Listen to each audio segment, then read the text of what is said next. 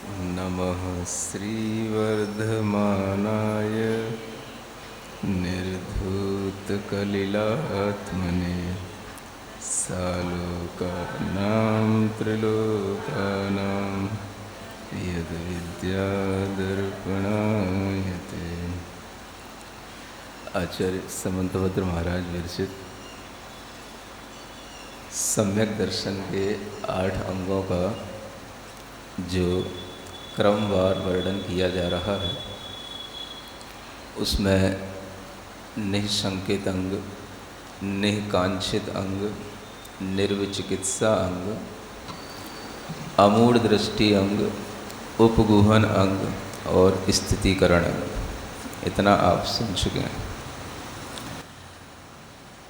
8 अंगों में जो ये आगे आने वाले अंग हैं, उनमें वात्सल्य अंग का वर्णन आचार्य समंतभद्र महाराज लिखते हैं।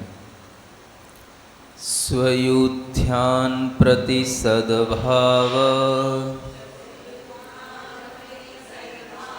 सनाथापेतकैतवा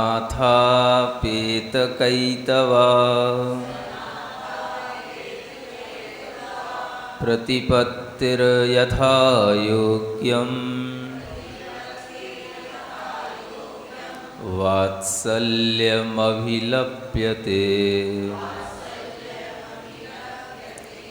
पढ़ें एक बार।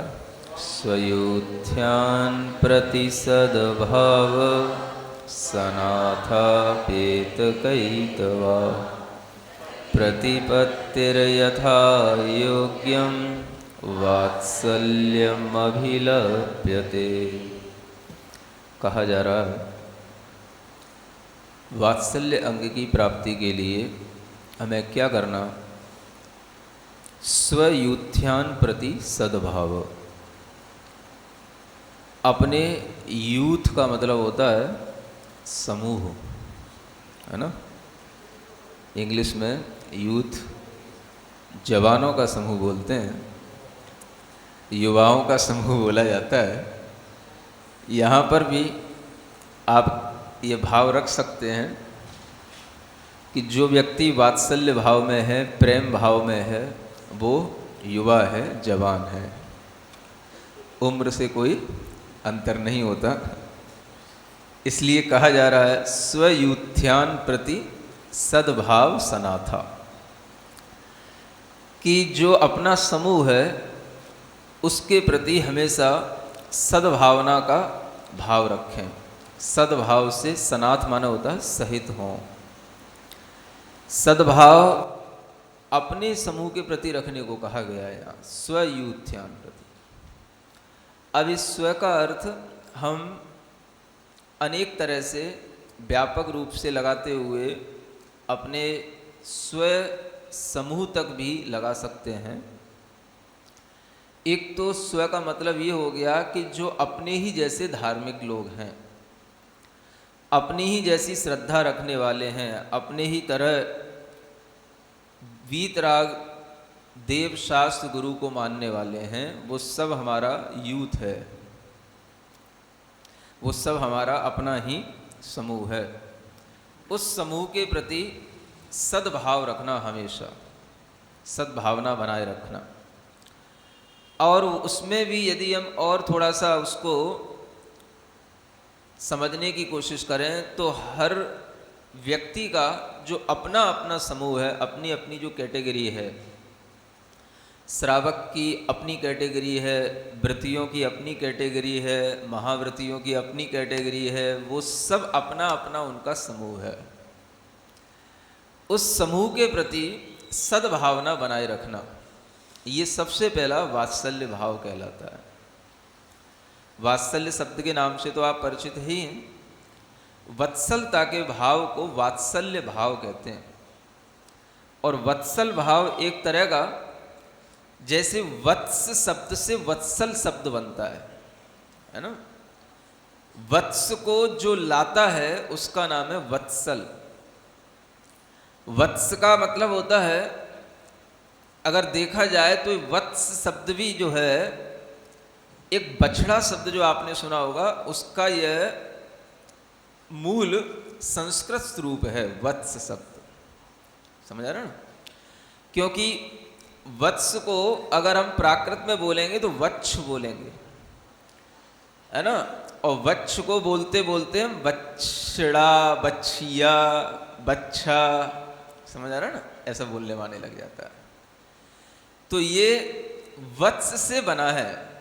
जैसे हम देखें तो जैसे गाय होती है, गाय का बछड़ा होता है, और वो बछड़ा गाय के प्रति और गाय बछड़े के प्रति उनका यदि आप आपस में प्रेम देखो तो वही कुछ यहाँ कहा जा रहा है, उसी को यहाँ पर वत्सल भाव के रूप से कहा गया है।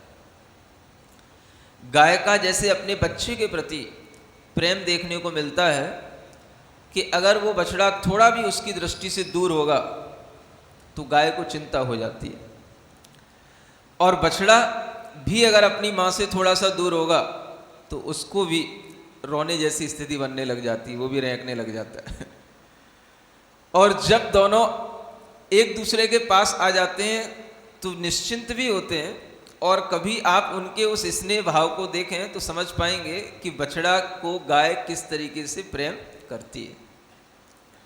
इसी तरीके के प्रेम से ये शब्द बना है वत्सल शब्द, और वत्सल का जो भाव है उसको बोलते हैं वात्सल्य। तो आचार्य कहते हैं कि हम भी अपने समूह के प्रति एक प्रेम भाव रखें, और प्रेम भाव का मतलब होता है कि हम सबके प्रति सबसे पहले तो एक समीचीन अच्छे सद्भाव से सहित हों। सद्भाव का मतलब क्या होता है?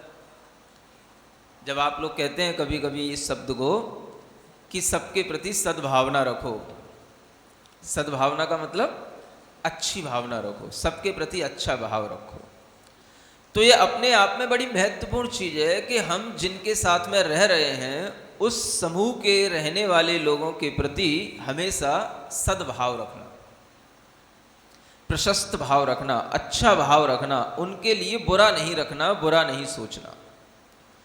कभी भी मन में ये भाव नहीं आए कि इनका बुरा हो जाए, चाहे वो किसी भी तरह का कोई भी तरह का उनसे कार्य हो रहा हो, वो हमारे लिए सहन हो या ना हो, लेकिन कभी भी ये भाव नहीं रखना कि उनका बुरा हो।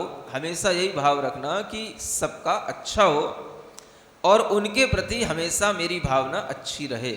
इसका नाम है वात्सल्य भाव। समझ आ रहा है? ये बहुत जरूरी इसलिए है क्योंकि मनुष्य अपने स्वभाव में जब रहता है तो उस मनुष्य के स्वभाव में ऐसी चीज़ें आ जाती हैं कि वो अपने बराबर वाले लोगों से अपने आप में एक या तो हेट रखने लग जाता है, जेलसी करने लग जाता है। ये दोनों ही भावों को हटाने के लिए यहाँ पर कहा जा रहा है कि आपको ये भाव नहीं करने। अपने से जो बराबर के हैं, अपने समूह में हैं, अपने ही धर्म को पालने वाले हैं, उनके प्रति हमेशा अच्छा भाव रखो, अच्छा हो। जो कर रहे हैं अच्छा कर रहे हैं, जो उनके लिए हो अच्छा हो। इस तरह का अच्छा भाव अपने मन में रखने का नाम ही सद्भाव कहलाता है। माने अपने अंदर उनके प्रति कोई भी बुरे विचारों की तरंगें निकलनी नहीं चाहिए, चाहे वो अपने से छोटे हों और चाहे अपने से बड़े हों। क्योंकि छोटा हो या बड़ा हो, जब वो कोई धर्म के मार्ग पर चलने लग जाता है तो वो अपना ही हो जाता है। और अपनेपन में अपनापन वैसा ही होना चाहिए जैसे कि गाय को बछड़े के प्रति अपनापन होता है। समझ आ रहा है? जब ऐसा भाव आएगा तो समाज के अंदर भी लोगों के मन में एक दूसरे के प्रति वत्सलता का भाव आएगा, स्नेह का भाव आएगा, प्रेम का भाव आएगा। और ये भाव बहुत जरूरी है। आप देखोगे कि समाज में जो लोग रहते हैं वो एक दूसरे के प्रति कहीं ना कहीं परेशान करने के भाव में या परेशान होने के भाव में रहते हैं, और एक दूसरे को किसी ना किसी रूप से वह अपना ना मान करके, वात्सल्य भाव को स्वीकार न करके वह उनको किसी ना किसी रूप में गिराने की कोशिश करते हैं या उन्हें अपमानित करने की कोशिश करते हैं। समझ आ रहा है? ये होता है, और ख़ास तौर से जैन समाज में तो कुछ ज़्यादा ही होता है। समझ आ रहा है? जैन समाज के लोगों को एक बहुत अच्छी बात किसी ने कही, अच्छी भी लगती है, कि ये जैन समाज के लोग किसी दूसरी समाज से तो लड़ते नहीं हैं, तो इनके अंदर एक जो लड़ाई का भाव रहता है, विद्वेष का भाव रहता है, वो कहाँ निकले? अब दूसरी समाज से तो लड़ते नहीं है। अब चाहे यूं कह लो कि अहिंसक होने का इनके ऊपर एक छाप लगी है, या जैन होने की एक छाप लगी है, इसलिए दूसरे लोगों से तो लड़ नहीं पाते। अब ये कहाँ लड़े, किन से लड़े? तो इन्हें कोई अपनी भीतर की क्या निकालने का, भड़ास निकालने का कहीं कोई मौका मिलता नहीं। तो ये क्या करते हैं, ये अपने ही मंदिर में रहने वाले लोगों के ऊपर भड़कते हैं। समझ आ रहा है? समाज के ही लोगों से गुस्सा करेंगे, समाज के ही लोगों से द्वेष करेंगे, समाज के ही लोगों से लड़ेंगे, आपस में एक दूसरे की चुगली करेंगे और एक दूसरे को नीचा दिखाने की कोशिश करेंगे। ये देखना आप।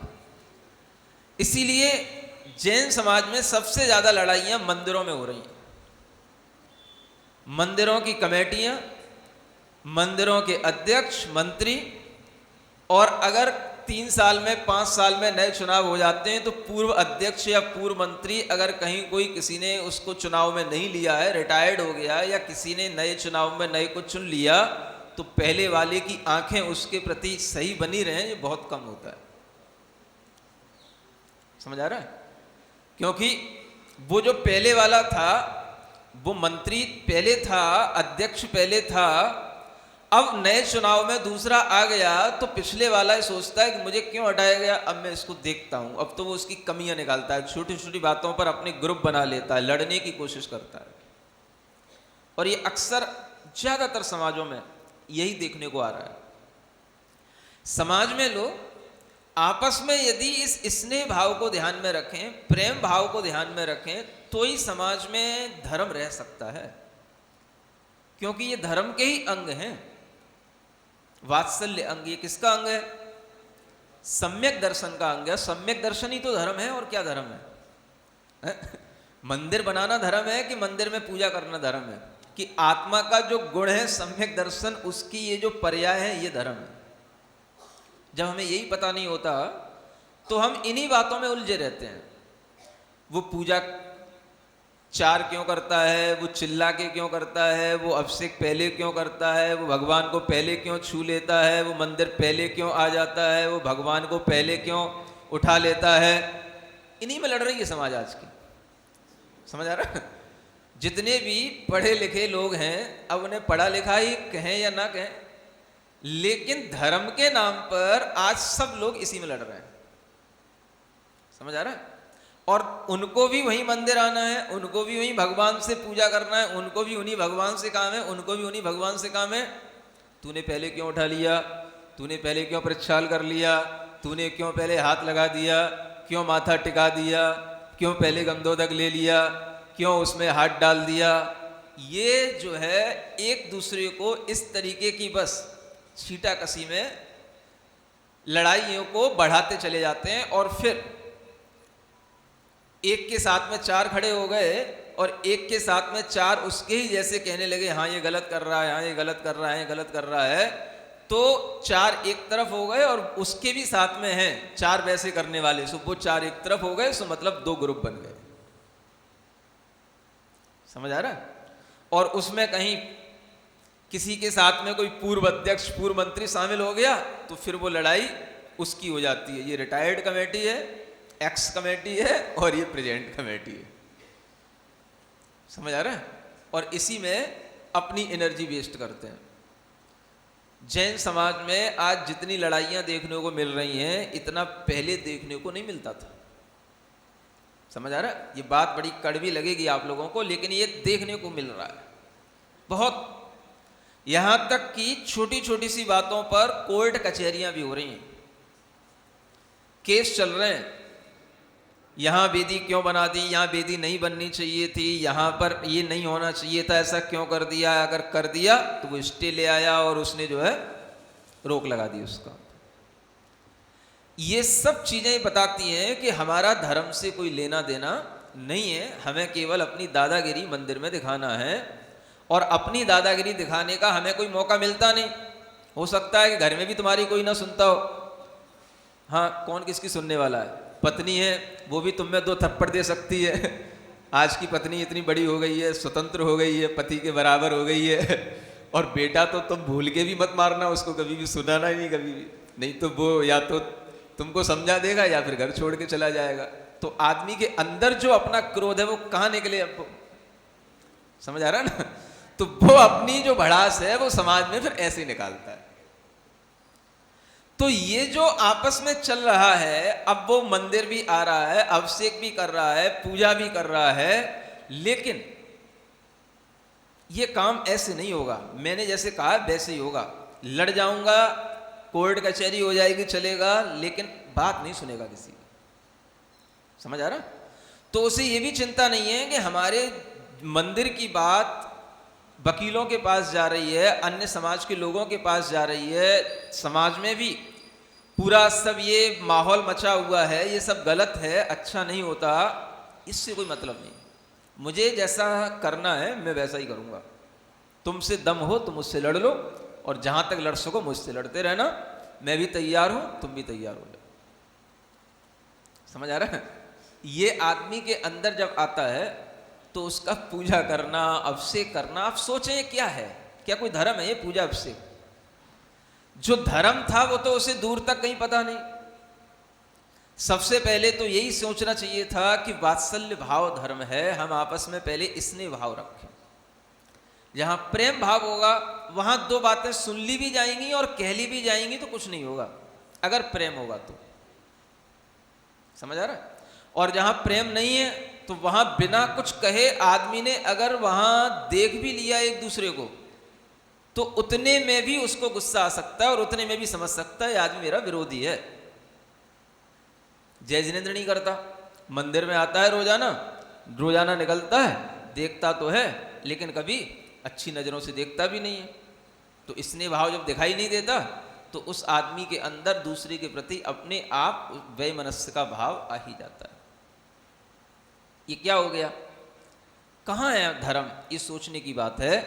अगर हमारे अंदर दुनिया की पूजाएं, विधान और अभिषेक और शांति धारा करने के बावजूद भी अपने आपस के समुदाय के लोगों से प्रेम नहीं हो रहा है, सद्भाव नहीं आ रहा है, तो ये सब चीजें कोई काम की है ही नहीं। इनमें धर्म कहीं से कहीं तक है ही नहीं, ये सिर्फ दिखावा है।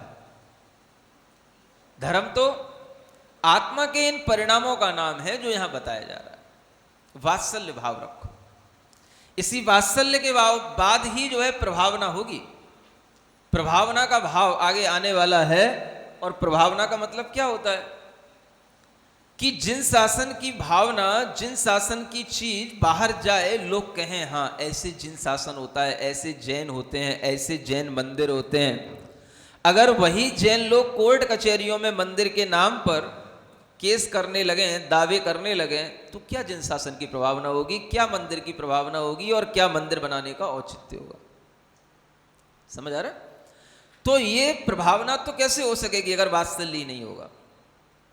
इसलिए जो प्रभावना अंग है वो वात्सल्य के बाद आने वाला है, और वह अंतिम अंग है। प्रभावना तो बहुत बाद की चीज है, जब हमारे अंदर ये पहले के 7 गुण आ जाएंगे तब कुछ प्रभावना की बात होगी। हमारे अंदर निकांक्षितपन होना चाहिए, अमूढ़ दृष्टि होना चाहिए, दोषों को उपगूहन करने की भावना होनी चाहिए, सामने वाले को स्थितिकरण में लाने की भावना होनी चाहिए, उसके प्रति वात्सल्य और स्नेह का भाव होना चाहिए, तब जाकर के प्रभावना तो अपने आप हो जाएगी। आखिर प्रभावना किसका नाम है? जब दूसरी समाज के लोग कहें देखो जैन लोग आपस में कितने प्रेम से रहते हैं, देखो जैन लोगों में आपस में कितना एक दूसरे में समाज में स्नेह रहता है, कोई भी किसी को कभी भी मारता नहीं, काटता नहीं, नकारता नहीं, कोई भी किसी को जो है अपमानित करता नहीं, और सभी समुदाय के लोग बड़े उदार भाव के साथ में एक दूसरे का सहयोग करते हैं। इसी से तो समाज की प्रभावना होती है। आखिर किससे होगी? तुम्हारा अपना कोई नाम ऊंचा हो जाने से समाज की प्रभावना हो जाए? तुम दूसरों के सामने अपना नाम ऊंचा कर लो और समाज में तुम्ही को लोग कुछ ना समझें, तो क्या प्रभाव ना होगा। कुछ लोग अपनी ऊंचाई बढ़ाने के लिए, अपना ओहदा बढ़ाने के लिए, अपना वजूद बढ़ाने के लिए इतने बड़े बड़ी चीज़ों में लग जाते हैं कि वो अन्य समाज के साथ तो बहुत बड़े हो जाते हैं, लेकिन अपनी जैन समाज के लोग उन्हें कुछ नहीं समझते। क्यों नहीं समझते? क्योंकि आप उनके साथ में जैसा व्यवहार करना चाहिए वैसा आप उनके साथ तो करते नहीं, और अपने अहंकार को बढ़ाने के लिए, अपना टीका दूसरों में लगाने के लिए आप उनके साथ में रहते हो, तो आप क्या प्रभाव ना करोगे। सबसे जरूरी चीज तो यह है कि हम आपस में इस तरह का व्यवहार रखें, इस तरह का सद्भाव रखें कि समाज में लोग हमें अपने आप आदर दें। अध्यक्ष और मंत्री बनने के लिए लड़ने की जरूरत नहीं है, हमारे अंदर इतनी गुणवत्ता होनी चाहिए कि समाज के लोग अपने आप आपको बुला करके कहें आप यहाँ के व्यवस्थाएं संभालें, यहाँ पर आप इस पद को संभालें, आपके लिए यहाँ पर नियुक्त किया जा रहा है। तब तो कोई अच्छा लगता है। और उसके लिए लड़ाइयाँ हों, आपस में गुटबाजियाँ हों, समझ आ रहा है। ऐसी जगहों पर भी देखा है, ऐसे चुनाव होते मंदिरों के जैसे कांग्रेस और बीजेपी के हो रहे हो, समझ आ रहा है ना। हाँ, ऐसी गुटबाजियाँ होती सब कुछ होता है। ये जब देखने को मिलता है तब समझ में आता है कि आखिर ये किसके लिए क्या किया जा रहा है और ये लोग कर क्या रहे हैं, समझ आ रहा है। लेकिन जब तक हम धर्म को समझेंगे नहीं, धर्म की भावना को समझेंगे नहीं, तब तक हमारे अंदर इसी तरह की प्रवृत्तियां बनी रहेंगी। धर्म की प्रभावना प्रेम भाव से, स्नेह भाव से ही होती है। आज हम दूसरी भी समाजों का अगर कहीं नाम लेते हैं कि देखो वो समाज में कितनी एकता है, कि अगर कोई एक व्यक्ति उनके यहाँ पर जो उनका मुख्य है वो अगर कोई एक बात कह देता है तो पूरी समाज मानती है, समझ आ रहा है। ऐसी कितनी समाजें हैं। अगर उस समाज में देखा जाए तो मुस्लिम समाज का भी नाम आएगा, सिख समाज का भी नाम आएगा, जाट समाज का भी नाम आएगा। ये ऐसी समाजें हैं जहां पर आदमी अगर एक आवाज लगाता है तो सब इकट्ठे हो जाते हैं, समझ आ रहा है। कुछ तो है। आज हम दूसरों के उदाहरण दे रहे हैं, तुम्हारी समाज का उदाहरण क्यों नहीं दिया जा रहा है? क्योंकि ऐसा देखने को नहीं मिल रहा है। क्या कमी है कि हम लोग आपस में ही अब लड़ने लगे हैं, समझ आ रहा है। हमें दूसरे के सामने लड़ने के लिए या तो हमारे पास ताकत नहीं है, या हमारे अंदर उस तरह की हिम्मत नहीं होने के कारण से हम अपनी वो चीज़ दूसरों को हम अगर दिखा नहीं पाते हैं तो हम अपनी समाज में लड़ करके अपनी ताकत को पूरा कर लेते हैं। और अगर इस तरह से हम करते हैं तो ये हमारे समाज में एक बहुत बड़े बिखराव का कारण बन जाता है, समझ आ रहा है। और जब इस तरीके की गुटबाजियाँ हो जाती हैं तो फिर ये गुटबाजियाँ बढ़ती चली जाती हैं, और यहाँ तक भी बढ़ जाती हैं कि फिर वो साधुओं के साथ भी होने लग जाता है, समझ आ रहा है। साधु आते हैं शहरों में तो एक कोई संघ साधु को किसी के साथ होता है, एक कोई जो है ग्रुप किसी के साथ होता है, तो इस तरीके की गुटबाजियाँ फिर साधुओं के साथ भी होने लग जाती हैं। तो ये जो हमारे अंदर एक प्रवृत्ति बनती चली जाती है विखंडन की, वो फिर बढ़ती चली जाती है। वो कहते हैं कि छोटी सी रूप लेने वाली वो खाई वो धीरे धीरे बढ़ती चली जाती है, और वही चीज़ आज दिखाई दे रही है। तो यहाँ समझने की बात यह है, सबसे पहले हम अपने अंदर इतना भाव पैदा करें कि हमारा समाज के समूह के जो अपने स्व धर्म के लोग हैं उनके प्रति हमारा किसी भी तरह का कोई वैमनस्य नहीं है, चाहे वो आदमी कोई भी हो, छोटा हो या बड़ा हो, श्रावक हो या साधु हो। हमारे अंदर सबसे पहले ये सद्भाव आना चाहिए, और इस सद्भाव के नाते ही अगर हम आगे बढ़ेंगे तो ही हमारे अंदर धर्म की वृद्धि होगी। समझ में आ रहा है। अब प्रेम भाव को भी समझाने के लिए आपको बहुत उदाहरण दिए जाए, आपके साथ बहुत मेहनत की जाए प्रेम भाव को समझाने के लिए, तो इसका मतलब यह है कि आप बहुत रूखे हो चुके हो। है? प्रेम भाव को, वात्सल्य भाव को तो हमें सहजता में समझ लेना चाहिए कि वात्सल्य का मतलब क्या होता है। और अगर हमारा आपस में प्रेम भाव रहता है तो हमारे अंदर छल कपट नहीं होगा। वो प्रेम भाव कैसा होना चाहिए अपेत कैतव, एक शब्द आया इसमें आगे कि वो सद्भाव तो हो लेकिन सद्भाव दिखाने वाला ना हो, ऊपर ऊपर का ना हो। अपेत कैतव, कैतव बोलते हैं छल कपट को। भीतर तो हम धोखेबाजी का भाव रखें और ऊपर से सद्भाव दिखाएं। हम तो आपके ही हैं, समझ आ रहा है, और आपके ही बन के आपको काटें, तो ऐसा भाव वात्सल्य का भाव नहीं होता है। समझ आ रहा है? आपके ही हैं ये भाव तो आपके व्यवहार से अपने आप दिखेगा। अगर आपस में एक के अंदर दूसरे के प्रति स्नेह होता है, प्रेम होता है, तो उसे कहने की जरूरत नहीं पड़ती। क्या समझ आ रहा है? लेकिन आपको आदत ही पड़ी है प्रेम को दिखाने की, प्रेम को कहने की, प्रेम की कस्में खाने की। समझ आ रहा है? ये कहने की जरूरत नहीं होती है जैसा फिल्मों में दिखाया जाता है। ये प्रेम भाव तो केवल आपके व्यवहार से ही देखने में आ जाता है, और आपके व्यवहार में ही ये लगने लगेगा कि हां, आपके अंदर हमारे प्रति स्नेह भाव है, और आपको भी लगने लगेगा कि हमारा आपके प्रति भी स्नेह भाव है, और आपके अंदर भी हमारे प्रति स्नेह भाव है। ये जब एक दूसरे के व्यवहार से समझ में आने लग जाता है, तब फिर हमें ये पूछने की जरूरत नहीं पड़ती हम आपके कौन हैं, है? हम आपके हैं कौन। ये क्या पूछने की बात है, हम आपके हैं कौन? ये तो अपने आप समझने की बात है कि हम आपके कौन हैं। ये पूछने की बात है कि हम आपके हैं कौन।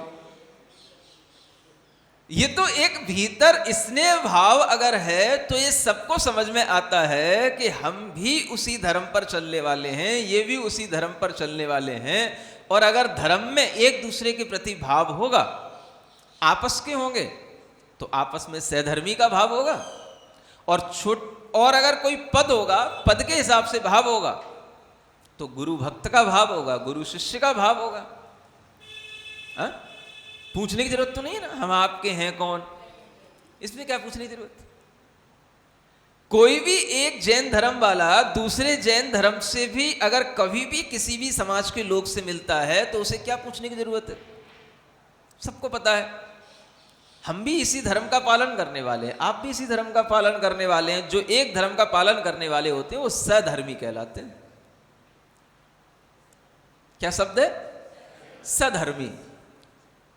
सधर्मी माने जो धर्म हमारा है वही धर्म आपका, इसलिए आप हमारे कौन हैं, बस।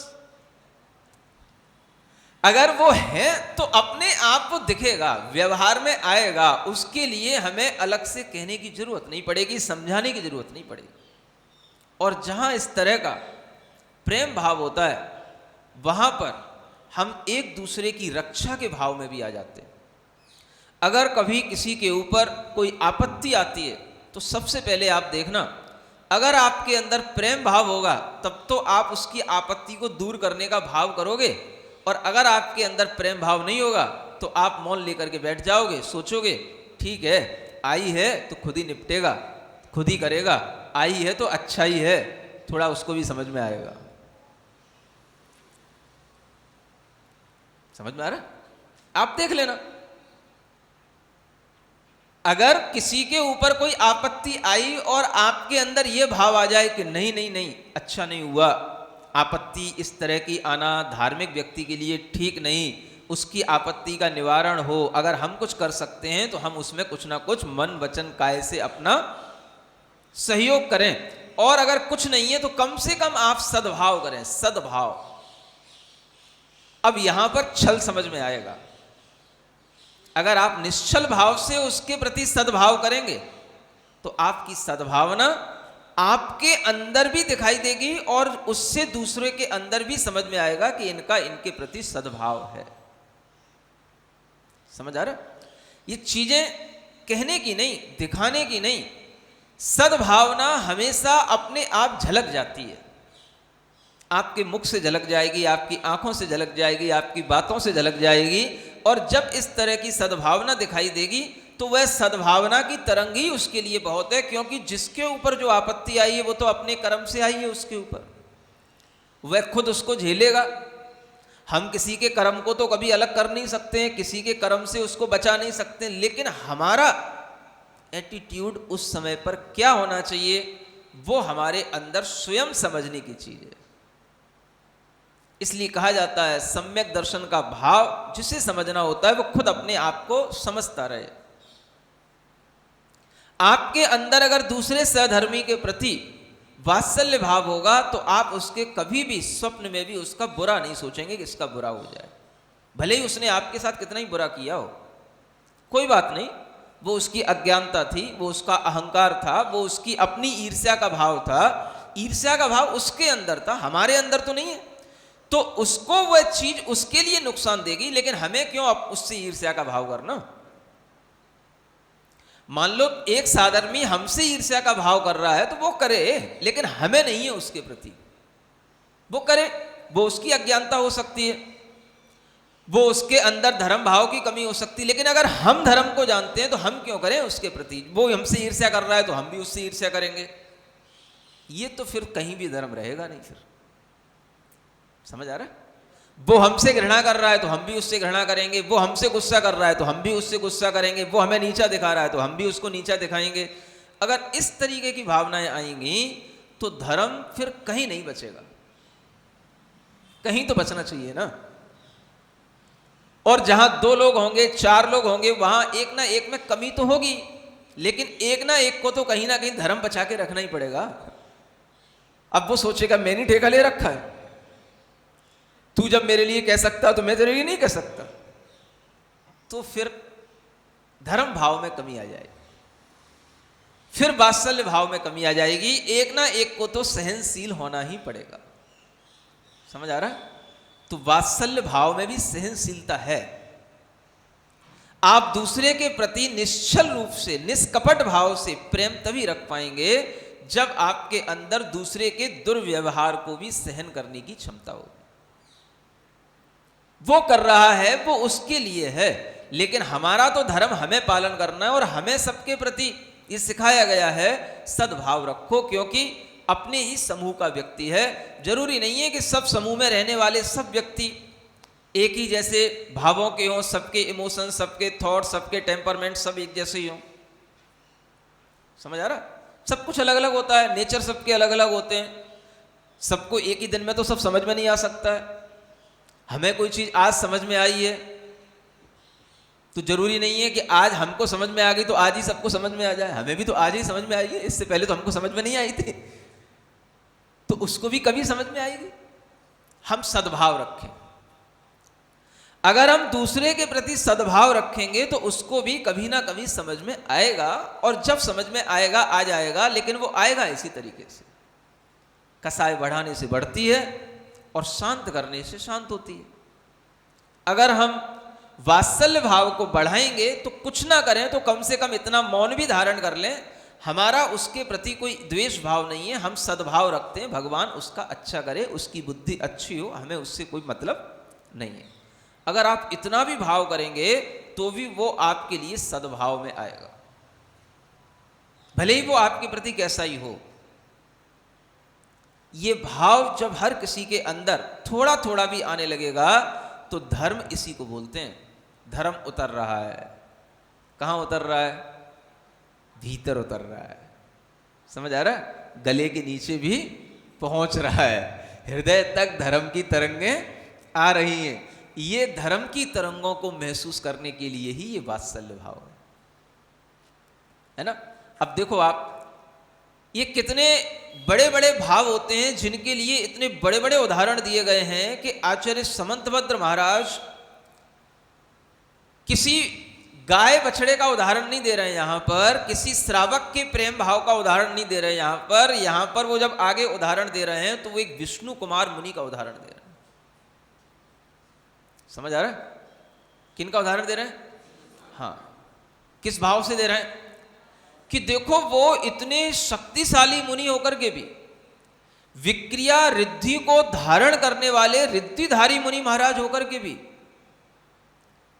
उनके अंदर अपने समूह को, माने मुनि का जो समूह है, वो अकंपन आचार्य के जो 700 शिष्य हैं और वो खुद जो आचार्य हैं, उन समूह के प्रति उनके अंदर ऐसा भाव आया कि अगर हम समर्थ हैं और हमारे लिए कोई कह रहा है कि ये उपसर्ग आप ही बचा सकते हो, तो वो उस भाव में आ गए कि हमें अगर इस उपसर्ग को बचाने के लिए, इस उपसर्ग का निवारण करने के लिए अगर हमें अपनी शक्ति, अपनी विक्रिया का भी उपयोग करना पड़े तो मैं कर लूंगा, क्योंकि मेरा क्या बिगड़ेगा।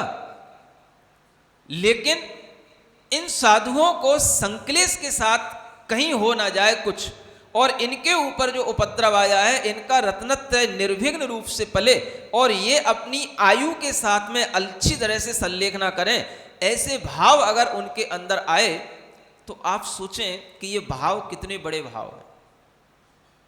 समझ आ रहा है? अन्यथा साधु को किससे क्या मतलब होता है? साधु को तो अपने कर्म सिद्धांत पर इतना विश्वास होता है, अगर उनके ऊपर उपसर्ग आया, उनके कर्म से आया होगा, मैं क्या करूंगा। समझ आ रहा है? अपने अपने कर्म का फल भोगे संसार।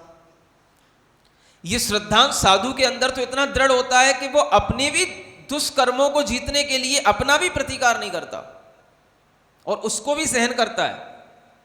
तो एक साधु दूसरे साधु के प्रति इतना समर्पित भाव से, वात्सल्य भाव से उसका उपसर्ग दूर करने का भाव करे, ये भाव उसका ऊंचा भाव है कि नीचा भाव है? समझ में आ रहा है?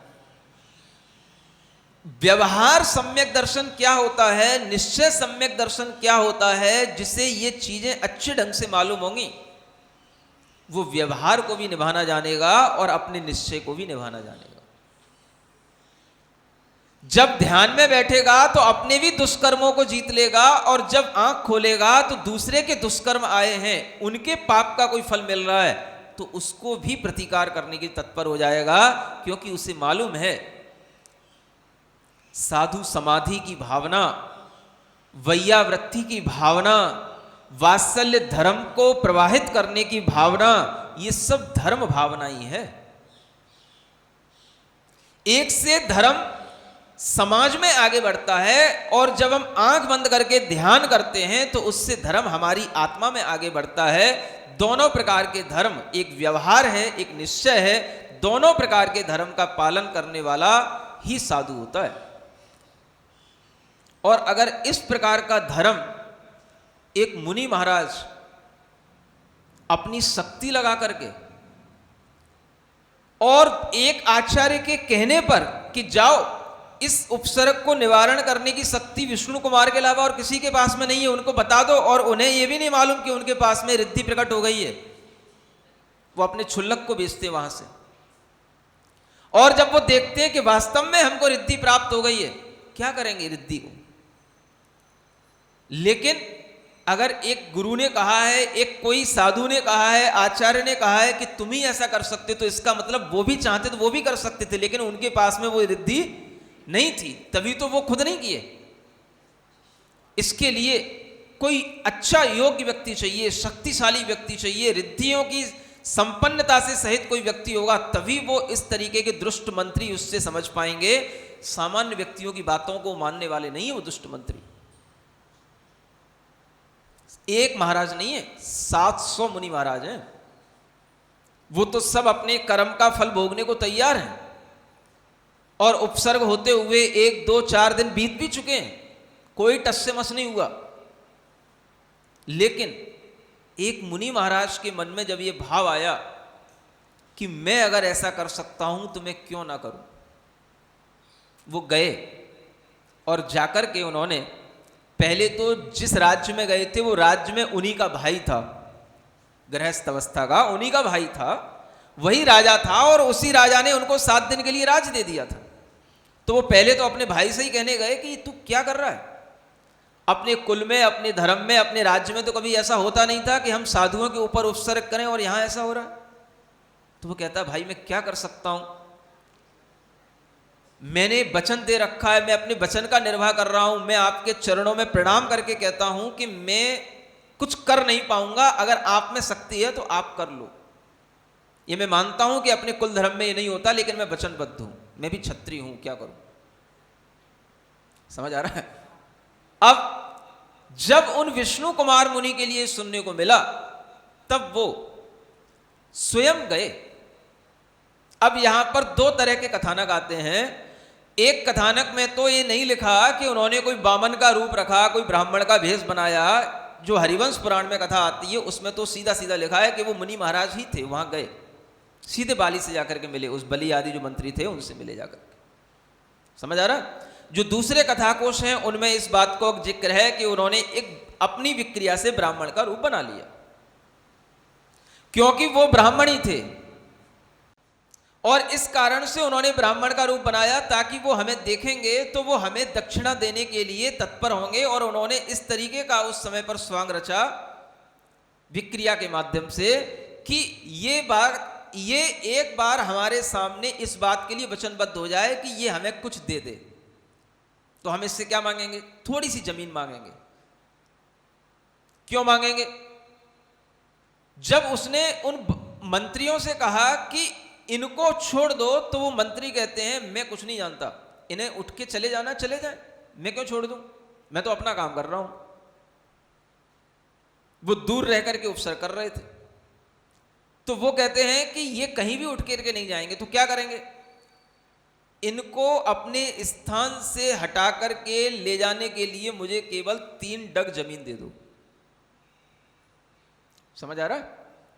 तो वो सामने वाला, वो तो बहुत बड़ा राज्य के मंत्री थे, 3 डग जमीन में क्या होगा, बोले इतनी दे दो, बस इतनी पर्याप्त।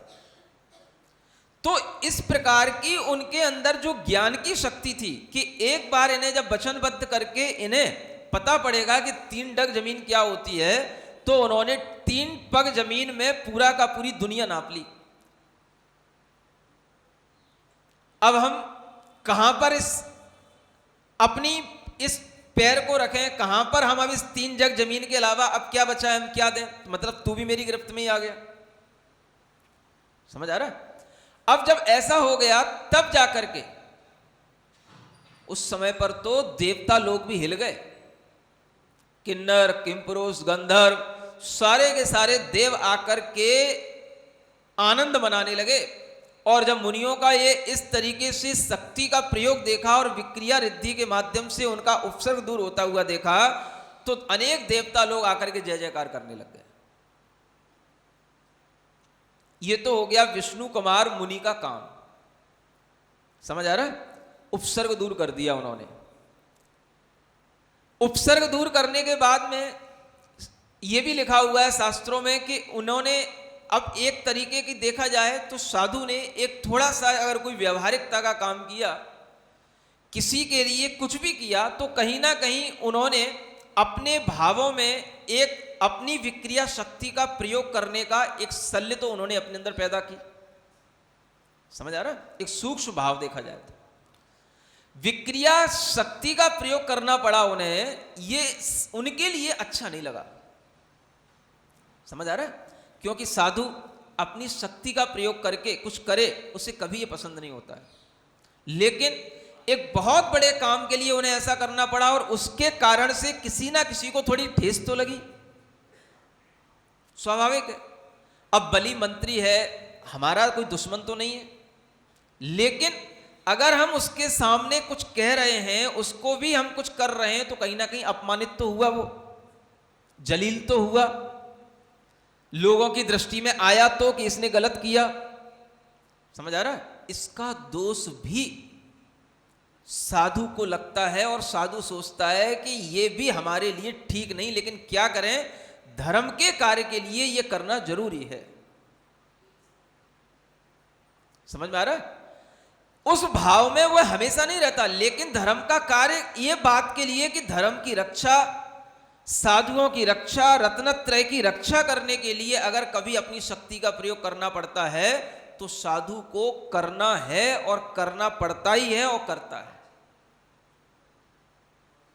समझ आ रहा है? अब कोई कहे साधु को तो बिल्कुल समभाव में रहना चाहिए था, मंत्रियों को भी बिल्कुल उसी दृष्टि से देखना चाहिए था जैसे अपने साधुओं को देख रहा है। समझ आ रहा है? ऐसा कोई समझाने लग जाए, आप में से ही पढ़ा लिखा अध्यात्मनिष्ठ समता शुद्ध भावों की आराधना करने वाला आध्यात्मिक योगी कोई साधु कोई समझाने लग जाए, समझा ही देते हैं, समझाते ही हैं। समझ आ रहा है? आजकल साधुओं को साधु नहीं समझा रहा है, साधुओं को उनके गुरु तो कम समझाते हैं, श्रावक ज्यादा समझा रहा है आजकल। समझ आ रहा है? ये पंचम काल का, ये भी एक हुंडा अवसर्पणी काल का एक बहुत अच्छा फल देखने को मिल रहा है। साधुओं को, आचार्यों को, समझ आ रहा है? बिल्कुल 2 टके के लोग जो कभी समय सार पढ़ लेते हैं, अपने आप को ज्ञानी समझने लग जाते हैं, वो साधुओं को समझा रहे हैं आजकल। समझ आ रहा है? ये हुंडा अवसर्पणी काल का एक बहुत अच्छा एक फल देखने को मिल रहा है। ऐसे लोग साधुओं को समझा रहे हैं, उपदेश लिख रहे हैं और ग्रंथ लिख रहे हैं। ये साधु ने अच्छा नहीं किया। समझ आ रहा है? मोक्ष मार्ग प्रकाशक लिखने वाले, शुद्ध स्पष्ट शब्दों में कह रहा हूं, कोई डर नहीं मेरे को। हाँ, लिखा हुआ है मोक्ष मार्ग प्रकाशक के शायद 8वें अध्याय के अंत में देख लेना आप, लिखा हुआ है। लिख रहे हैं इसी घटना को लेकर के कि प्रथमान योग की ये घटनाएं धर्म की दृष्टि से सही नहीं है, लेकिन फिर भी इन्हें धर्म की दृष्टि से उचित कहा जाता है, कहने में आता है ठीक नहीं है। विष्णु कुमार मुनि ने जो कार्य किया ये योग्य कार्य नहीं किया, उचित कार्य नहीं किया, ये उनकी पदवी के अनुकूल नहीं था, मुनि पदवी को छोड़ना नहीं था उन्हें, ये तो गृहस्थ के योग्य कार्य था, गृहस्थ कर लेता, ये गृहस्थ से संभव हो जाता, मुनि ने क्यों कर दिया?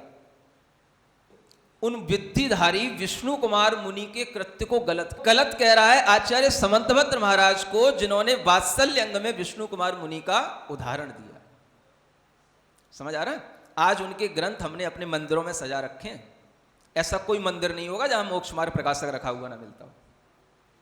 समझ आ रहा है? हाँ, कल मैंने इस मंदिर में भी देखा था, बुला लिया मैंने कि देख तो लूं, वो बात मुझे याद तो थी, मैंने कि एक बार फिर से रिवाइज कर तो लूं कि मैं कहीं गलत तो नहीं हूं, आज भी लिखी है कि नहीं, कि उसमें से निकल तो नहीं गई।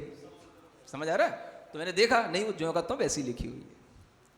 किसी को डर नहीं है, जब किसी को डर नहीं तो हमें कहने में क्या डर है भाई? है? जब आचार्य समंतभद्र महाराज विष्णु कुमार मुनि का उदाहरण दे रहे हैं, उन्हें परीक्षा नहीं थी, ये हम योग्य उदाहरण दे रहे हैं कि हम अयोग्य उदाहरण दे रहे हैं, कि ये उदाहरण योग्य नहीं है, या प्रथमान योग के इस तरीके के दृष्टांत योग्य नहीं है, ये धर्म नहीं है, मुनि महाराज को ऐसा नहीं करना चाहिए था। वो लांछन लगा रहा मुनि महाराज के ऊपर, एक रिद्धिधारी मुनि महाराज के ऊपर, जिन्होंने 700 मुनि महाराज का उपसर्ग दूर किया। अरे उनका क्या बिगड़ गया कि ये कहां लिखा है कि उन्होंने अपना मुनि धर्म छोड़ दिया था, जो उसने उसमें लिख रखा है मुनि धर्म छोड़ दिया, ये योग्य नहीं था। ये तो हरिवंश पुराण में भी नहीं लिखा, कहीं नहीं लिखा मुनि धर्म छोड़ दिया भाई। विक्रिया शक्ति है, बामन का उदाहरण, बामन ब्राह्मण तो हम अगर शक्ति है तो हम उसी विक्रिया के साथ बन सकते, हम कुछ भी बन सकते। हमारे अंदर छोड़ने का भाव तो तब आएगा जब हम कहीं पर अपना संकल्प ले लें, मैं महाव्रतों को छोड़ता हूं, त्यागता हूं। समझ आ रहा है? मैं महाव्रतों को छोड़ करके अब ये गृहस्थ धर्म अपना रहा हूं थोड़ी देर के लिए, ऐसा तो कुछ था ही नहीं। विक्रिया शक्ति है, विक्रिया से अपना रूप बना लिया, नाटा रूप बना लिया, क्या दिक्कत होगी इसमें? गुणस्थान भीतर का रह सकता है और रहा है, तभी उसमें लिए लिखा हुआ है कि अगर विक्रिया शक्ति होगी, गुणस्थान होगा, तभी उस गुणस्थान में उस विक्रिया का इतना उपयोग होगा कि हाथ पसारा तो सुमेरु पर्वत को जाके छू गया, मानुसोत्तर पर्वत को जाके छू गया, वो पैर गृहस्थ नहीं छुला सकता। उन ब्राह्मणों को, उन बलि आदि उन मंत्रियों को रोकने की क्षमता गृहस्थ में थी। यह काम तो गृहस्थ के लिए था, गृहस्थ को संभव था, गृहस्थ के लिए अच्छा लगता। ऐसा कौन सा गृहस्थ था जो वहां आकर के इतना बड़ा उपसर्ग दूर कर लेता? समझ आ रहा है? फिर आप कहते हो महाराज आप थोड़ा तेज बोल जाते हो। समझ आ रहा है ना? अब जब स्वयं धर्म के ऊपर इस तरीके की कोई आपत्ति देगा तो तेजी नहीं आएगी। हमारा ये यूथ नहीं है, ये हमारा समूह नहीं है क्या? जो पहले आचार्य हो गए ये हमारे नहीं है? एक हिरणी भी जिसके अंदर कोई सामर्थ्य नहीं होती है, अगर उसका बच्चा अगर शेर की गिरफ्त में आ जाता तो उससे भी लड़ने को तैयार हो जाती है। क्यों हो जाती है? क्योंकि उसका बच्चा था। समझ आ रहा? उसका उसके प्रति वात्सल्य भाव रहता है।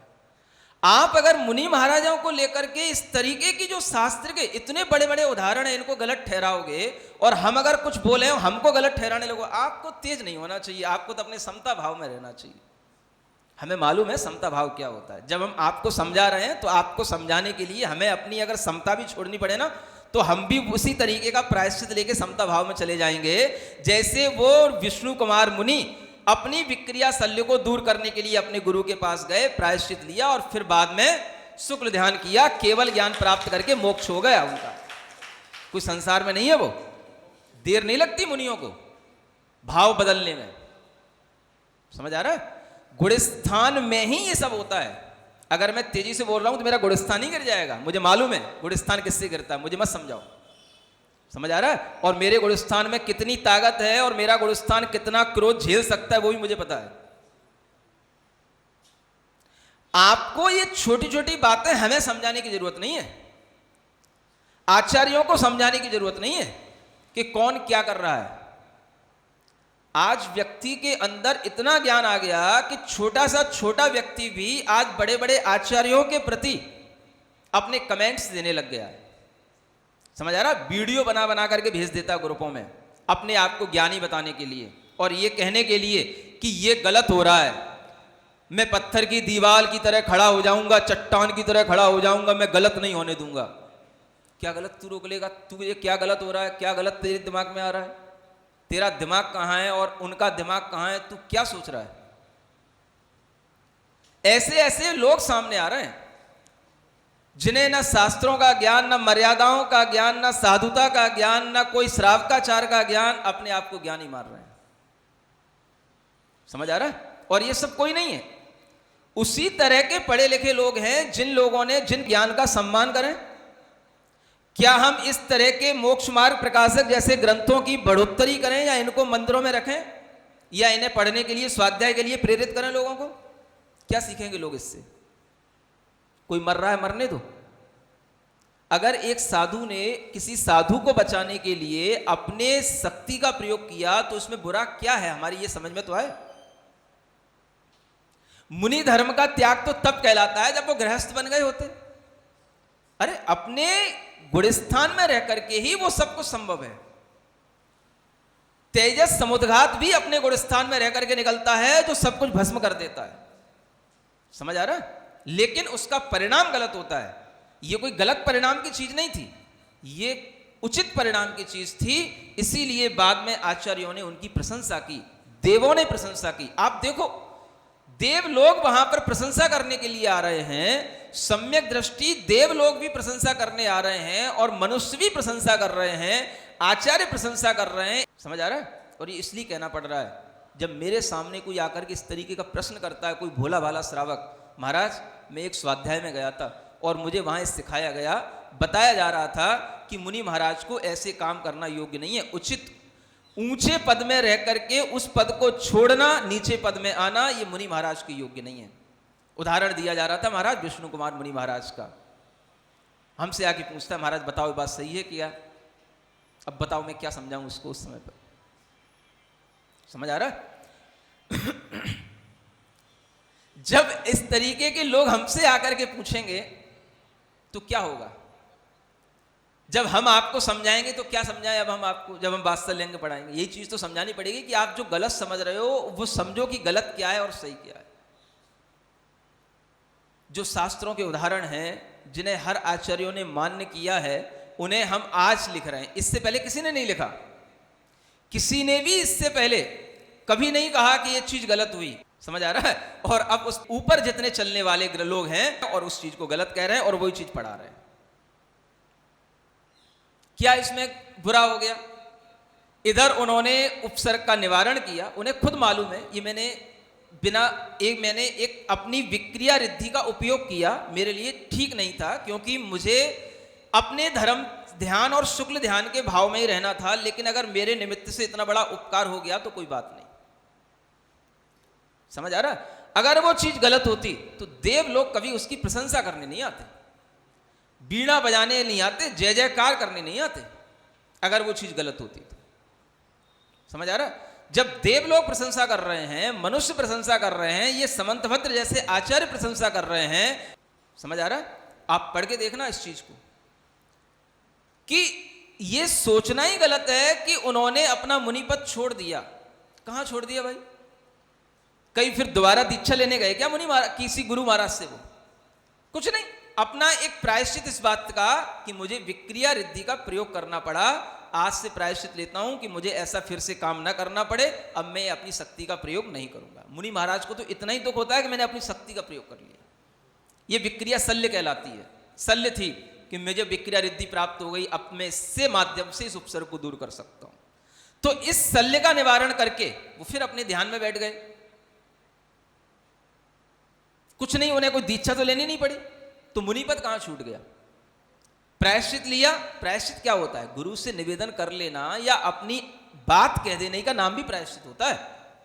प्रायश्चित में ये नहीं कोई उन्हें बहुत बड़े दंड दिए गए हों कि कोई बहुत बड़े बड़े उपवास दिए गए हों। अरे भाई, इतना बड़ा शक्तिशाली आदमी, अगर मान लो उन्हें जो क्षुल्लक को जिन आचार्य ने भेजा था, समझ आ रहा है, क्या उन्हें नहीं मालूम कि ये हम किसके लिए क्या आज्ञा दे रहे हैं? और मान लो उन्हीं आचार्य के पास में वो ही मुनि महाराज फिर पहुंचे हो विष्णु कुमार जी कि हमने ये काम कर दिया, तो वो आचार्य उन्हें क्या प्रायश्चित देंगे कि उन्हें आशीर्वाद देंगे? तो कुछ नहीं, बहुत बढ़िया काम किया, जा अब तू चुपचाप बैठ अपने धर्म ध्यान कर। है सोचने की बात है। ये तो हमारा अपना शुद्धिकरण का भाव है कि हमने अगर ऐसा कुछ किया। तुम क्या जानो मुनियों के भाव किस तरीके के होते हैं।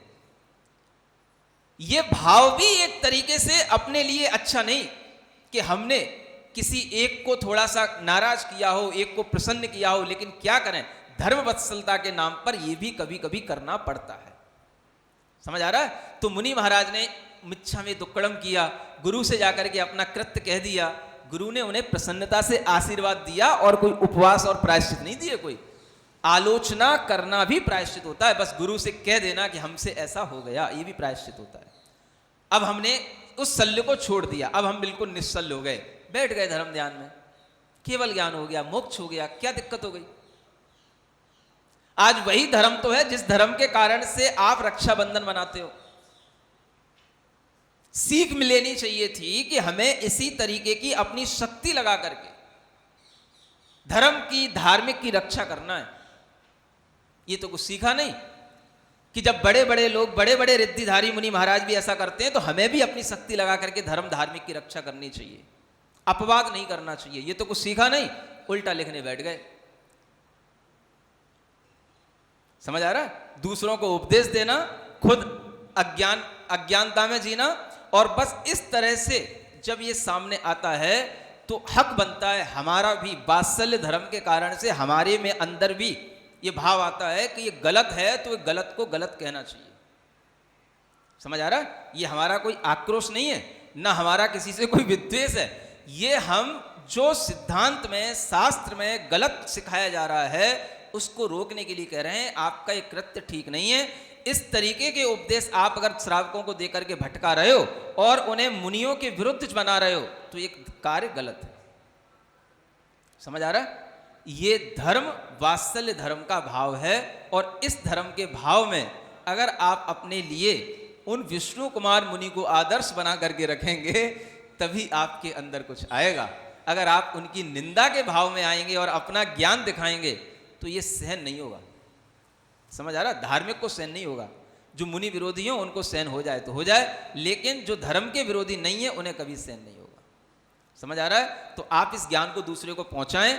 इस तरीके की जहां चर्चाएं होती हैं उन्हें समझाएं, और इस तरीके की चर्चाओं पर रोक लगाने की कोशिश करें। यह भी आपकी धर्म प्रभावना का भाव होगा। प्रभावना का भी वर्णन तो करना था, लेकिन समय हो गया, अब बाद में देखेंगे। बोलो महावीर भगवान की।